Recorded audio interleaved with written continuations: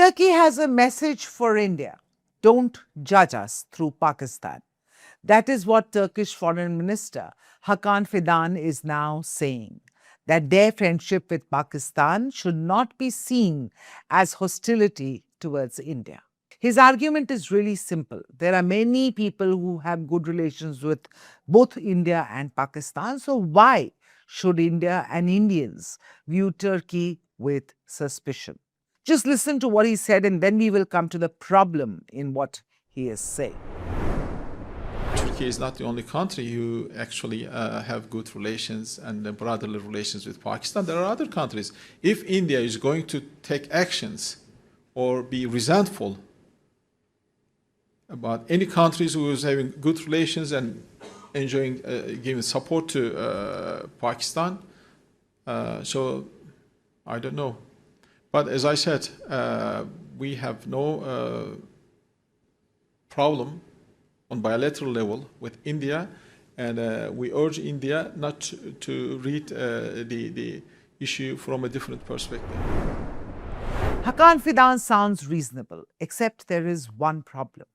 India is not upset because Turkey has relations with Pakistan. India is upset because Turkey has spent years using those relations to openly challenge India. From repeatedly raising Kashmir at the United Nations to backing Pakistan at the Organization of Islamic Cooperation, which is the OIC, to supplying weapons to Islamabad, and even supporting Pakistan during Operation Sindoor.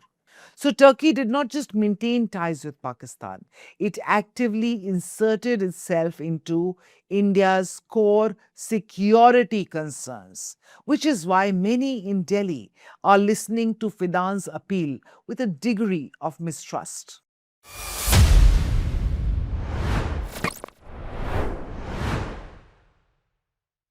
Let's start with a basic question. Is Turkey really being treated unfairly?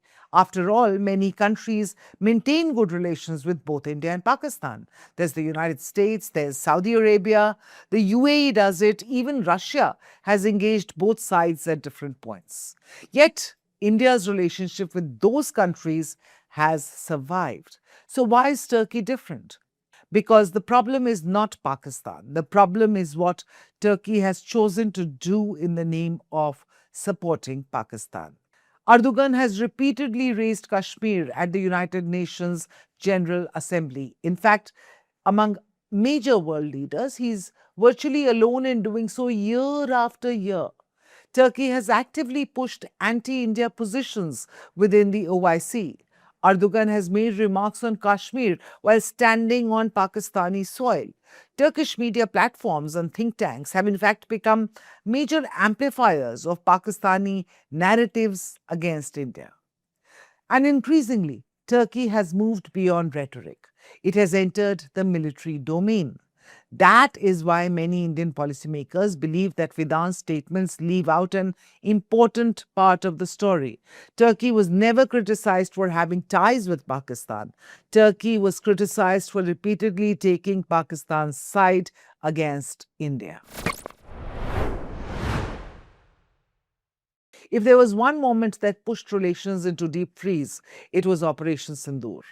When India launched strikes against terror infrastructure in Pakistan, Ankara wasted little time in picking its side.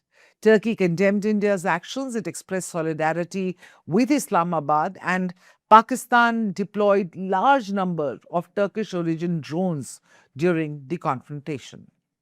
The optics were unmistakable. For years, India had tolerated Turkish criticism, but now Turkey appears to be helping arm Pakistan during a military crisis. That changed perceptions in New Delhi. The relationship moved from a diplomatic irritation to a strategic concern, and India began looking for a way to respond. And it has done so diplomatically and geopolitically by quietly slipping into Turkey's backyard. The first signal came from Cyprus. Prime Minister Modi's first overseas visit after Operation Sindoor was to Nicosia. That was not just symbolism. For Turkey, Cyprus is one of its most sensitive geopolitical disputes. The island has remained divided since 1974. And today, India and Cyprus are steadily expanding defense cooperation, joint training, maritime security, cyber cooperation, all of it. And potentially something even more consequential: Indian weapons. Reports that Cyprus is interested in acquiring BrahMos missiles and Indian loitering munitions has drawn immediate attention in Turkish strategic circles, because for the first time, Turkey could see Indian military technology entering a theater which it considers strategically important. If Cyprus got Turkey's attention, Armenia may have its full attention. Over the last few years, India has become one of Armenia's most important defense suppliers. Pinaka rocket systems, Akash air defense systems, artillery, ammunition, military contracts worth hundreds of millions of dollars. Now look at this from Ankara's perspective. Armenia remains locked in a rivalry with Azerbaijan, and Azerbaijan is Turkey's closest regional ally. The slogan often used by Ankara and Baku is simple: one nation, two states. So every Indian defense system delivered to Armenia changes the military balance in a region that Turkey deeply cares about. For years, Turkey used Pakistan as leverage against India. Today, India has discovered leverage of its own.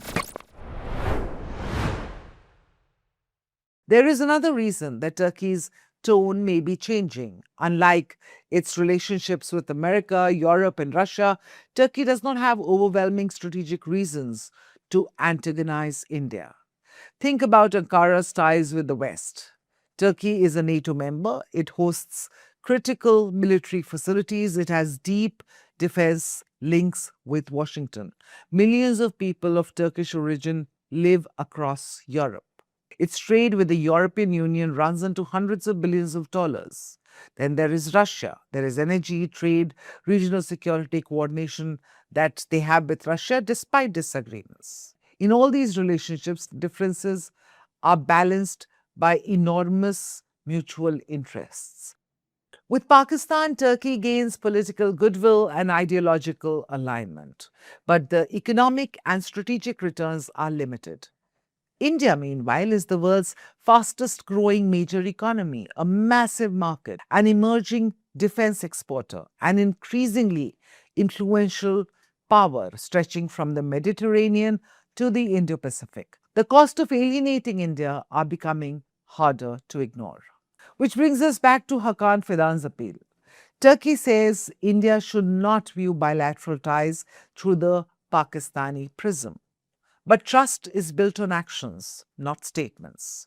For years, India largely ignored Turkish provocations in the hope that relations will eventually somewhere recover. Instead, Ankara has doubled down on Kashmir and on anti-India narratives. Now, India is responding, not with outrage, but with strategic positioning. Cyprus, Armenia, the Eastern Mediterranean, the Caucasus, and perhaps that is what Turkey is finally reacting to. Because the message from New Delhi is becoming increasingly clear. India has no objection to Turkey having relations with Pakistan. But if Ankara chooses to challenge India on its core national interests, India now has options of its own. And for the first time in years, Turkey may be discovering that anti-India activism comes with consequences. And that is why Fidan's remarks matter. They may not represent a visible Turkish policy change yet, but they do suggest something very, very important. Ankara has begun noticing that the balance of leverage is no longer entirely one-sided. This is Times Axis, where global stories meet India's perspective. Click on the bell icon to subscribe, because the next big global shift will have India at its center.